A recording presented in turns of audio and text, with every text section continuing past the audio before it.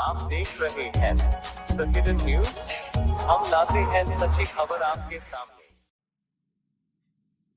आज की खबरों में हम फोर्थ फेज लॉकडाउन के बारे में जानकारी देंगे। गृह मंत्रालय से खबर आई है कि लॉकडाउन को सारे भारत में 31 मई तक बढ़ा दिया गया है।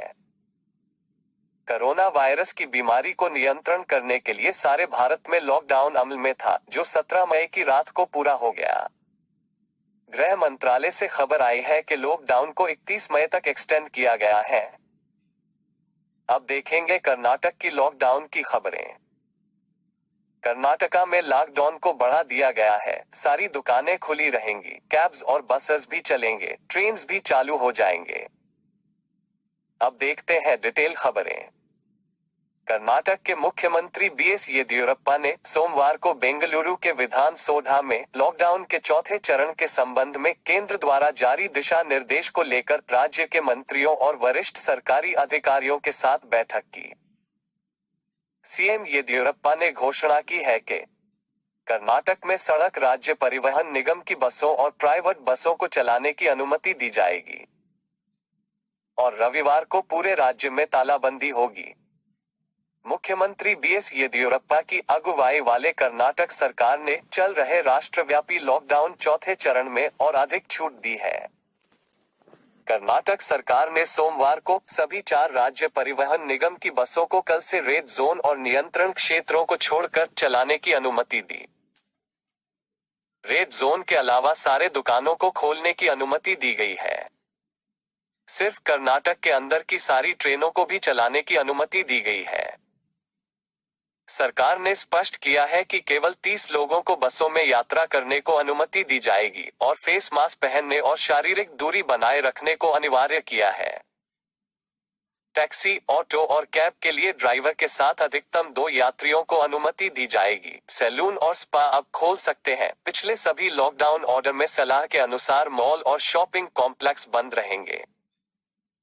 येदियुरप्पा ने कहा कि पार्क को सुबह 7 से 9 बजे और शाम 5 से शाम 7 बजे तक खोलने की अनुमति दी गई है। मुख्यमंत्री ने कहा कि रात 7 बजे से सुबह 7 बजे तक कर्फ्यू जारी रहेगा। कर्नाटक ने 4 राज्यों महाराष्ट्र, गुजरात, तमिलनाडु और केरल के लोगों के प्रवेश पर 31 मई तक रोक लगा दी है।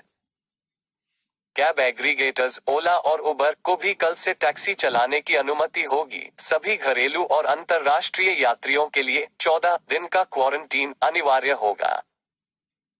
बड़ी सभा में शामिल होने वाले सब कार्यक्रम पर भी प्रतिबंध लगा दिया गया है। सरकार ने कहा कि सार्वजनिक और धार्मिक सभाओं के लिए सभी पूजा स्थल बंद रहेंगे। कर्नाटक सरकार ने राज्य के अंदर ट्रेन को चलाने की अनुमति तो दे दी है, मगर इसमें जो मजदूर दूसरे राज्य में हैं उनके कर्नाटक आने के लिए क्या सुविधा की गई है उसकी कुछ ज्यादा जानकारी नहीं मिली है।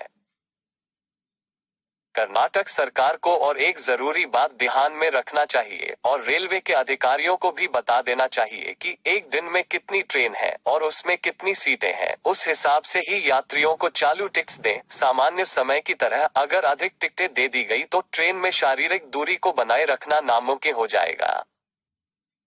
दूसरी बात यह है कि जनता को मास्क और शारीरिक दूरी के बारे में तो बताया गया है, मगर सैलून की दुकान के लिए कुछ अलग नियम का होना चाहिए था, जो नहीं बताया गया।